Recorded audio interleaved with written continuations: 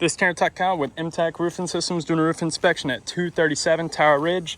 First thing I'm looking for on this roof is basically the overall condition of the shingle, any problems that I may see, and then checking the components such as the skylight, the exhaust vent, 4 pipe boots, plus the chimney. What I've noticed on this roof is, well, a couple things. Right off the bat, I noticed that there's exposed nail heads. You got one nail pop right there. And then I started looking at the components. Those 3 look good. There's a couple exposed nail heads on them. However, like I said, this roof is a little newer, so the pipe boots won't be seeing any dry rot yet, but there was never UV collars installed. I always suggest having UV collars installed on any pipe boot, just me. It's a second layer of protection that fights against UV rays and actually makes this pipe boot last the longevity of the roof. But one thing that I did see with this one is they put the shingle over the base.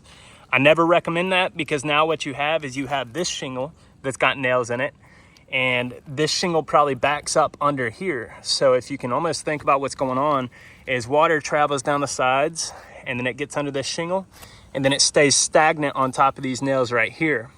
What can that do in the long run? It can lead to these nails getting rusted, backing out, and then causing a leak somewhere right along this area. Or if there's nails in the base of this, it never dries up, always stays wet, and then rust those nails, and then they start backing out. But I don't think it's a problem right now. No UV collar on any of the pipe boots. Of course, every single area where there's nails. So on a ridge vent, you have to cap it off with a cap shingle, ridge cap shingle. And basically what you would do is you would cut the exposure of the shingle, and then that's what caps it off. These should be sealed right here. However, they are not. More exposed nail heads. This looks like it's a little newer. These look like they've been exposed for some time, but you can tell they were never sealed. Another nail right there, just in the middle of nowhere. Not sure why that's there. And then I wanted to point this out. This the satellite dish. Now, if this is not active, definitely recommend taking this off. You can see how it's backing out right there. This is probably about a 2 foot by 3 foot area. 7 shingles, that's what this area consists of. We may have to go a little to the left here, just depending on how far the rafters are over. If you were to take that up, replace the decking, because it does seem to be a little rot. It definitely doesn't seem to be as firm as any of the other decking. And then right here, I'll hit these down today, but I noticed that these nails are backing out. Now what happens with these nails is, you see how they're close to the edge?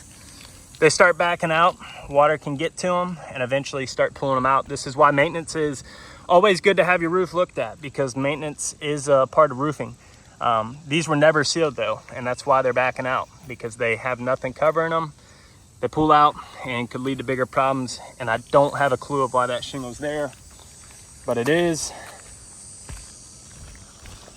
And then taking a step down here, one thing I noticed with the 1x4s here around the chimney, you got some frayage right around the edge, right there, still wet. It's not a big deal, because this kick out flashing is still doing what it's supposed to be doing. It's diverting water around to that gutter. However, you're starting to see cracking right here. Could lead to bigger problems.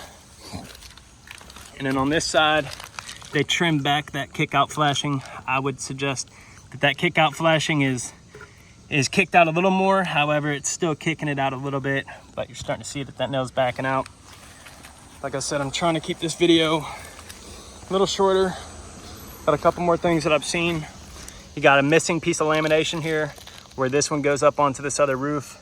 It's still sitting up here. And then with this flashing, it was done completely wrong. And I believe the reason why is it was probably something with this roof right here, and they just never flashed over it. They should have put these shingles at least going over it, and then added kick out flashing right there. So now what you see is wherever this water comes down, boom, it hits right there. Then it leaks down that siding. I don't think it's the worst it can be, but definitely is never good when you see exposure like that. And there was one more damaged shingle that I seen. Let's see. Right here. So this shingle came delaminated.